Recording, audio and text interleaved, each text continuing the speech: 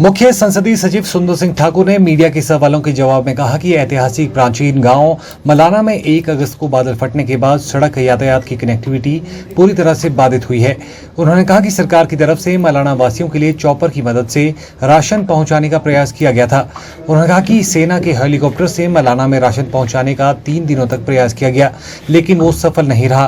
उन्होंने कहा कि उसके बाद उसको रोकना पड़ा, लेकिन सरकार ने प्रशासन के द्वारा मलाना के लिए 3 टन राशन नेपाली मजदूरों के माध्यम से पहुंचाया है।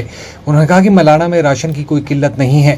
उन्होंने कहा कि खाद्य एवं आपूर्ति विभाग द्वारा डिपो का राशन भी उपलब्ध कराया जा रहा है। देखिए, आपने देखा होगा कि हमने कोशिश, वहां पे हेलीपैड बना भी है और ये हेलीपैड आने वाले वक्त में जैसे ही वहां पे रोपवे लग जाएगा, अभी तो मटेरियल कैरेज का रोपवे लग रहा है बहुत तेजी के साथ, तो उसको भी हम पक्का करेंगे। भविष्य में तो हम जरूर मलाना में एक हेलीपैड का निर्माण करेंगे, लेकिन अभी कुछ एक पेड़ों के बीच में आने से वो जो पायलट भी जो है अभी एयरफोर्स के पायलट थे, मैं समझता हूँ इन पहाड़ों में जो एविएशन कंपनीज ऑलरेडी काम कर रही है उन्हें ज्यादा इसकी जानकारी रहेगी और मैं समझता हूँ निकट भविष्य में हम जरूर वहां पे एयर ड्रॉपिंग करवाना के लिए जो भी सुविधा होगी उसके करवाएंगे।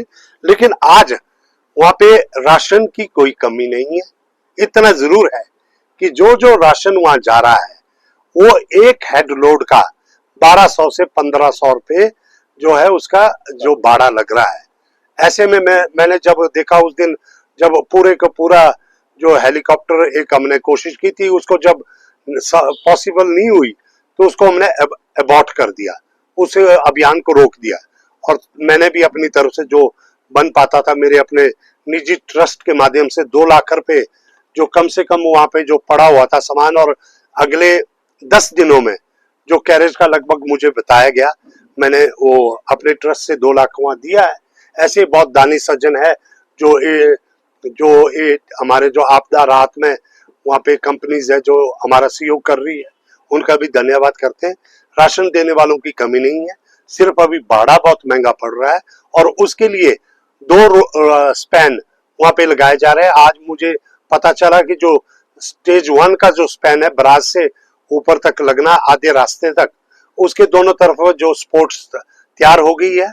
अब उसके आगे की जो स्पोर्ट बनेगी लास्ट पॉइंट पे, उसको जो है रोप जैसे ही आ जाएगी अमृतसर से, उसकी रस्सियां मंगाई गई है और ये लगभग कोई 30 लाख के लगभग इसका अनुमान है जो 2 रोपवे लगेंगे। और बलादी में भी हमने रोपवे लग रहा है, वहां पे इंजन वाले ये सारे रोपवे लग रहे हैं।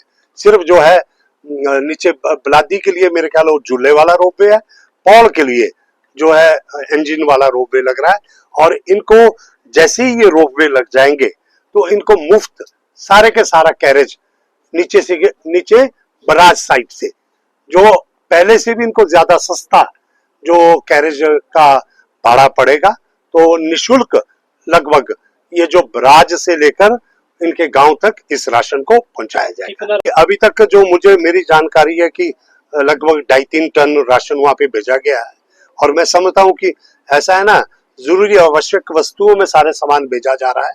ये तो कुछ हमने राहत के माध्यम से ही भेजा है, लेकिन जो खाद्य आपूर्ति की तरफ से भी प्रावधान पूरा किया जा चुका है। तो मैं समझता हूँ कुछ कीमतों में वहां उछाल आया है, लेकिन निकट भविष्य में अगले 10, 12, 15 दिनों के अंदर सारी स्थिति सामान्य होने की उम्मीद है।